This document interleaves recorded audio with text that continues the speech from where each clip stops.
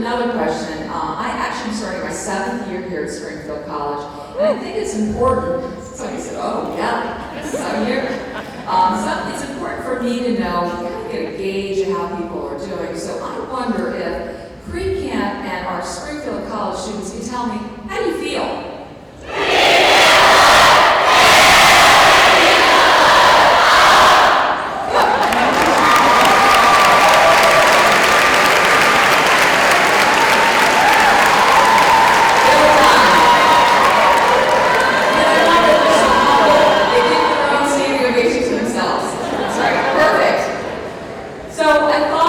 All this summer and your preparations for being here today, and all your summer adventures and accomplishments, it reminded me of a tradition from my childhood. When I was in grammar school, every year when we returned to class, we would get the same assignment. That assignment was to write an essay entitled, "How I Spent My Summer Vacation." You parents will remember this. Now, I don't think they do it anymore. Well, actually, because these days, we have Facebook, Instagram, Twitter, and all the rest of social media. So we have a pretty good idea how people have spent their summer, usually 24/7. But back then it was a little bit different. I remember one year in particular returning to school from summer vacation. This was in the 5th grade. And getting that assignment and sitting down to write. And I wrote about what were for me the usual summer things. I spent time with my best friend Faith. I played with our dog, a German Shepherd, and I went camping in Lake George, New York with my parents and my 5 older brothers. Fun, but certainly pretty run-of-the-mill. Well, a couple days after we turned these assignments in, the teacher asked my classmate, a good friend, whose name was Georgia, if she would read hers aloud. Georgia started reading, and our little 5th grade jaws dropped. Because what Georgia had written about was that she and her family had taken a train trip through Europe.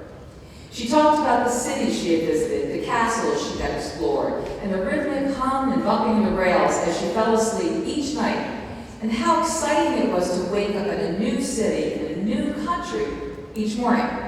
It was really amazing. She talked about Paris and Berlin and Vienna and Rome.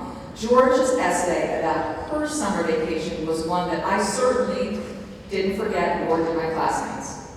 And so while we were just sitting there, lost in this dream of riding the Midnight Express through this distant, enchanted landscape, when she finished, the teacher said, "Wonderful, Georgia. What amazing memory to have you'll have forever."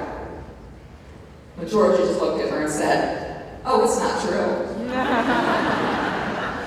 And the teacher kind of looked at her, and Georgia said, "No, I was at home all summer playing with my dog, my kid sister. But this is a creative writing class, right?" And that was the story I wanted to tell. For an instant, we were all shocked. But then we realized that she was right. It was a creative writing class. The teacher hadn't said it had to be true.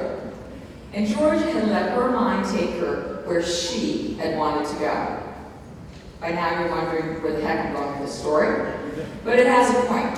What I remember about Georgia was her spirit, her ability to dream, to be the author of her own story.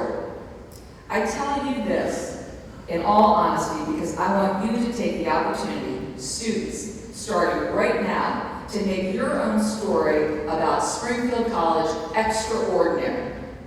For many of you, your parents especially, dreamed about you going to college, and here you are.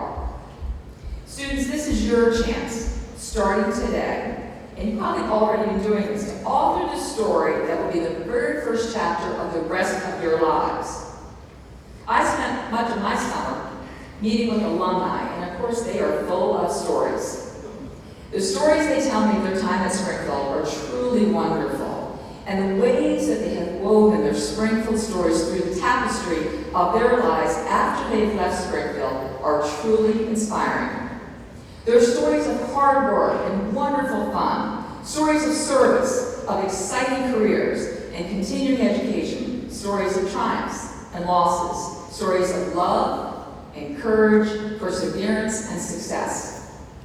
They are the stories of people who have seized the opportunity to author their own lives honorably by embracing and advancing the humanics ethos of spirit, mind, and body for leadership and service to others.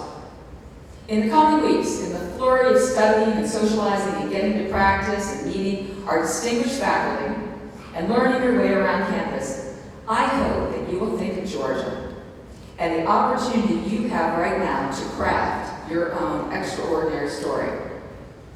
I know that I speak for my assembled colleagues, for your parents, for the entirety of the Springfield College community in saying that we are so excited to see you, each of you, and we are looking forward to see what your story turns out to be. I look forward to being a part of your story, but more importantly, students, having you being a part of mine. Welcome to Springfield College.